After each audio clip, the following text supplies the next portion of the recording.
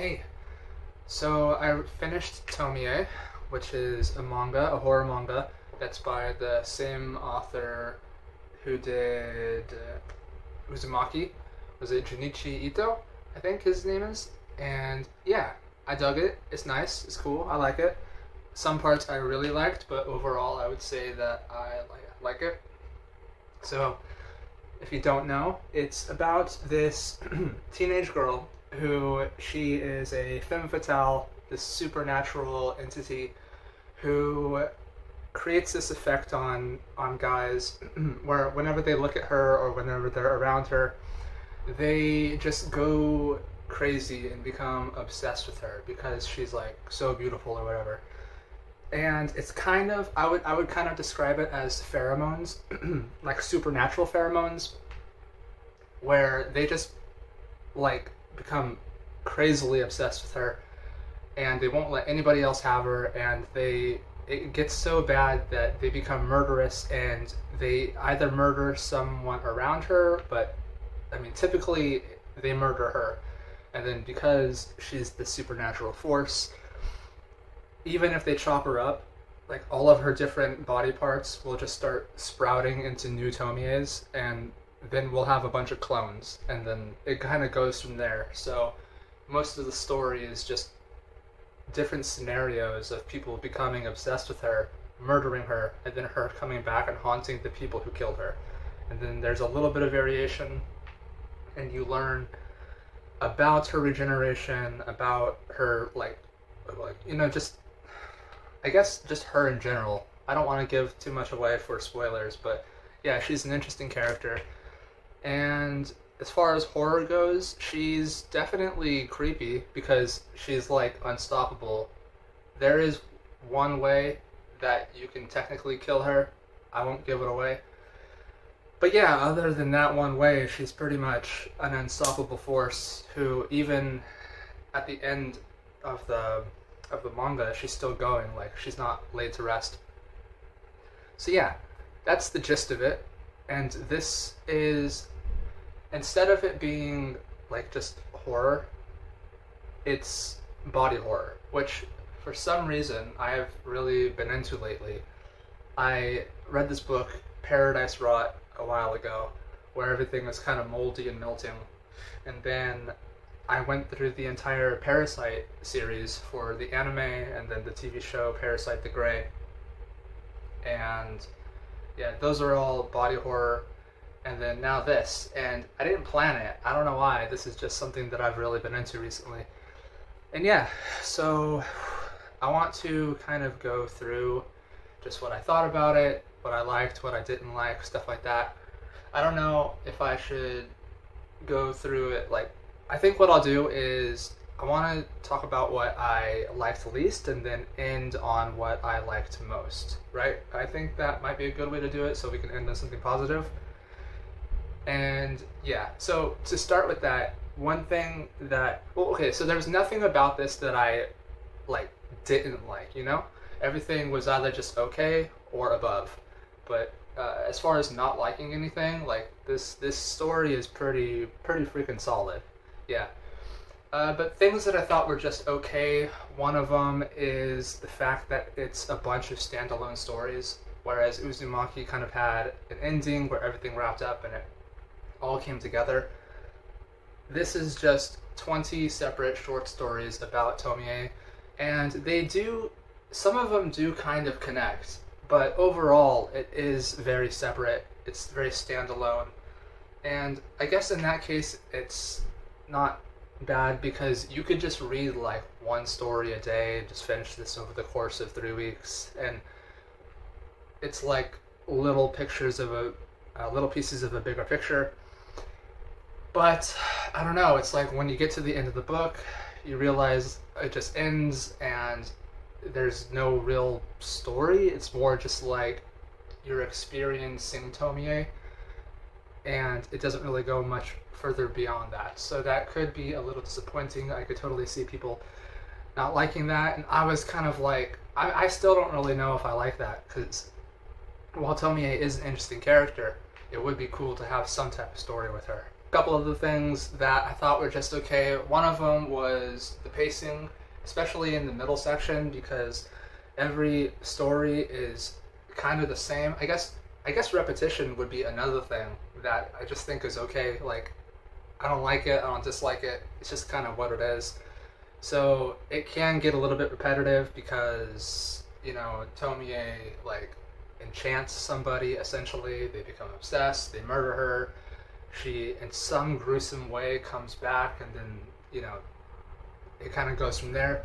And then it ends, and then you just start with the next scenario. And it's really repetitive. And that also affects the pacing, where towards the middle, that repetitiveness slows down the pacing. Because, I don't know, it's like little vignettes of Tomie's presence instead of a story, which all of these things that I don't really like about it, they all kind of come together. They're just like different fragments of the same thing where it feels kind of slow and incomplete and stuff like that. Let's see. Another thing, this is just a minor gripe, but there's like same face syndrome where this isn't too bad because everything is in different scenarios, so that you kind of know, like, okay, well, let me explain.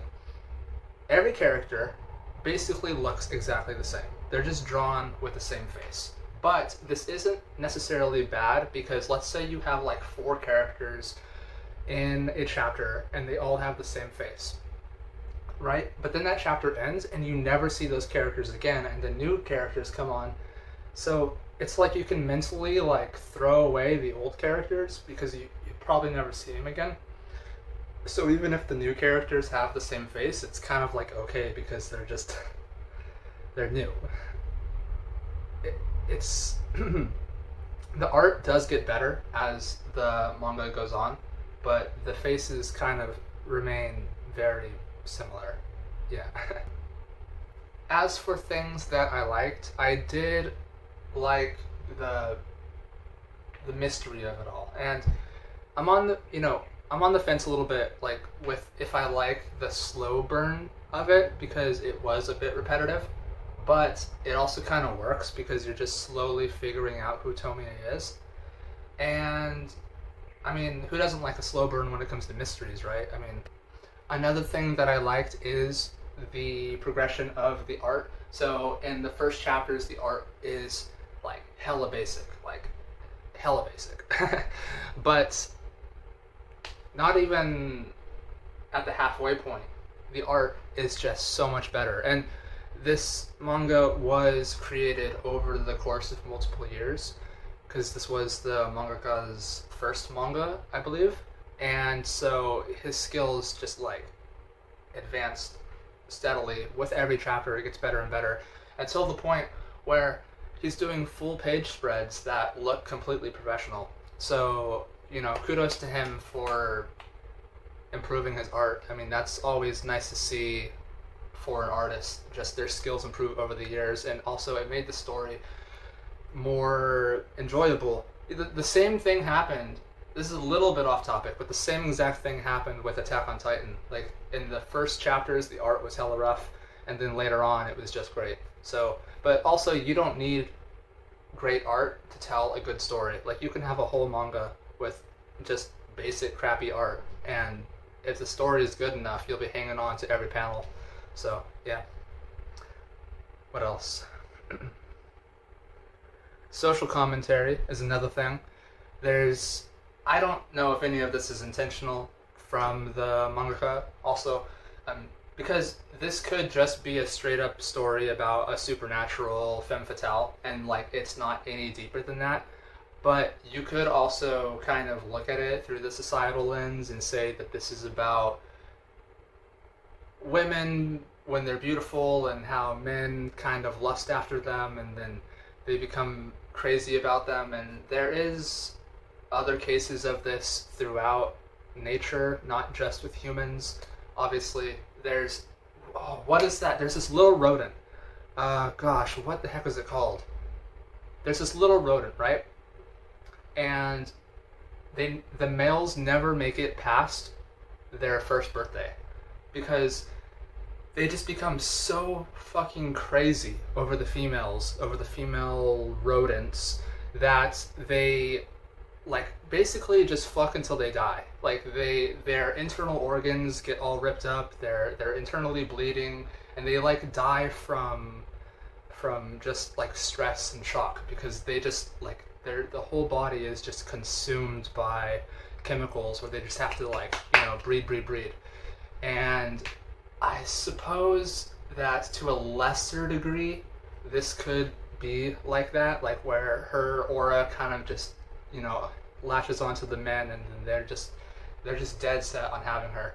And it's not always explicitly like in a sexual way either. It's, I don't know, sometimes it's not really in any way in particular. It's just like they just want to be around her or worship her or something like that. So this, yeah, the story in general does mirror things that happen in nature. Also with, what is it called? It's called mate guarding, where birds, I know birds will do it, where a male bird will go out of its way to attack other male birds just to protect the female bird that it's interested in. And that happens as well. You know, if multiple men are into Tomie, then one man will like stab another man just to keep him out of the competition. So it's cool, you know, it's cool to see. I don't know if any of that was actual inspiration, but it's cool to see that even with supernatural stuff, there is a basis for it in the real world. And then there are things that I really liked. These are like, you know, the standout things. Nothing about the story actually straight up amazed me. Wasn't that good. Sorry. But the things that I did really like are, well, one is the original concept itself. It's not something that I've come across before. It is a little bit similar to Uzumaki, where it's about obsession. You know, with that case it was spirals, and in this case it's her. But other than that, this is a pretty original concept for me. And it's also a fairly simple one too, so I'm surprised that I actually haven't seen it before. It's, I mean, you could say it's kind of like a siren with the way they sing, but I mean, Tomie is doing that without singing. She's just walking around being herself. And sometimes she doesn't even want it. Like, she's like innocent, and then somebody will kill her and she'll be shocked, and she'll be thinking like, oh, I don't remember exactly what it was, but it was something like, I don't want this. The art, again, with there are like certain panels that are just really well done. The full page spreads, I really enjoyed those. Those would be great to have as a, I don't know, even like a poster, or I could see people getting those as tattoos. They're pretty cool. Another thing is the variation. The variation in the body horror. Like, there's, like, I went through Parasite, and it's pretty one note, more or less. Like, their bodies kind of come apart and turn into blades. But here, it's all these different ways. Like, you could get an organ transplant, and then the organ like forms into Tomie. Essentially, any little part of Tomie will like reform into a new one and make a clone. And that just shows itself in so many different ways. Like, even if Tomie's like hair, you know, gets like snipped off or something, that hair can, like, you can, like, if another person did something with it, they could like have a new Tomie grow out of that hair. Or there's just all these different scenarios. I don't want to get into them because they could be considered spoilers, but there are all these different ways where the body horror varies itself, and it's so fascinating to see. It's like one of the best parts. Like, if you're going to have body horror, make it interesting, and this story definitely did. And I would say the last thing that I really liked was the clone rivalry. So, without giving away any spoilers, essentially there's a bunch of Tomies, and all of them hate each other. They all compete to kill each other, and that, I won't say anything else, but yeah.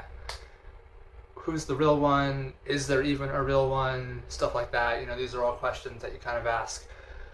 But yeah, that's it. There's nothing about the story that I was amazed by, but most of the stuff in the story I liked or I really liked, and it was a good story. I'm happy I read it. I mean, Uzumaki, I think, was better, but Tomie is still a classic. Also, right here in front of me, look, check this out.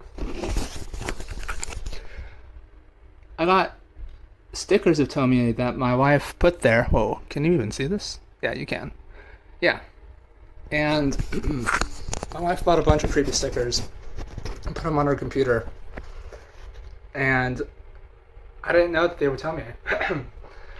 I had an idea that it was from Ito, but I wasn't sure. But now that I see her little beauty mark on her left eye, yeah, it's definitely her. That's cool. That's been there for like years, and I didn't even know it. Didn't even know it was her. But yeah, overall, this is good. I would definitely recommend it if you're into horror, if you're into body horror, if you're into manga. Just read this to vary your genres. Yeah, this was sick, and I fucking loved it, and I would totally recommend it. And I guess that's all. Peace.